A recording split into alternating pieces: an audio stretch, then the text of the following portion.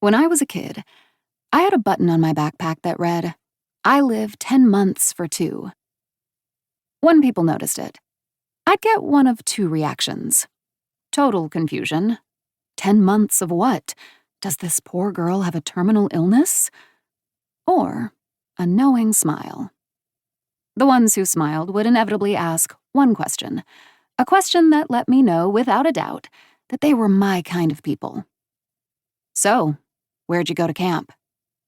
No matter the age gap or difference in our backgrounds, we'd start swapping stories, sharing memories. The gruff custodian at my elementary school bragged about winning color wars when he was 14. A bus driver sang his favorite camp song.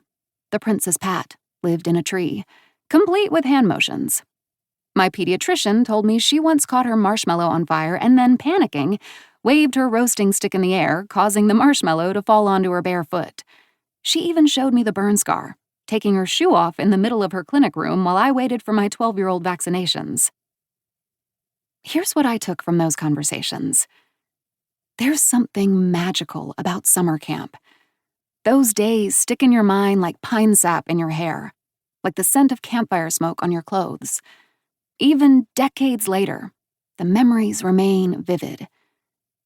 Which is why I decided that I didn't want to spend 10 months slogging through what everyone else called real life, only to spend 2 months living what felt like my real life. I wanted it all the time. It's sometimes still hard to believe I achieved that childhood dream. That this is my full-time, year-round, always and forever job. I am the head camp director at Camp Chickawah, and we've just completed another successful summer session. The big lawn in the middle of the property is abuzz, hundreds of campers milling around, duffels and sleeping bags heaped in messy piles. Counselors try their best to wrangle the kids as they exchange tearful hugs with their cabin mates and friends, promising to see each other next summer. Then we herd them onto buses, double-checking that their gear is safely stowed below, and wave as they take off down the road. I gather my summer staff, the counselors, lifeguards, kitchen crew, sailing and archery and tennis instructors, and thank them for working so hard. I remind them that camp people never say goodbye. We say, "See you next summer."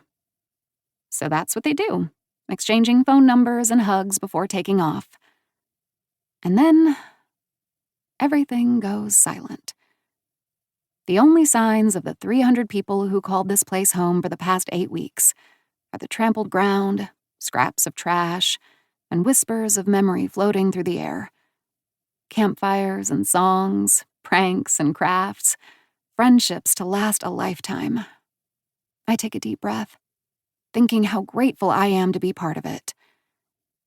At the same time, I'm exhausted. Each day at camp feels like a week, and each week feels like a month. I haven't had a full night of sleep since May. I'm always listening for the knock on my cabin door. This summer, I drove 2 people with broken bones to the emergency room in the middle of the night. 1 camper, 1 counselor. Calmed a pack of terrified 10-year-olds when a tree fell on their cabin's porch during a rainstorm, and stayed up all night cleaning vomit after a stomach bug ran through camp. And most importantly, I kept a calm, reassuring smile on my face the entire time.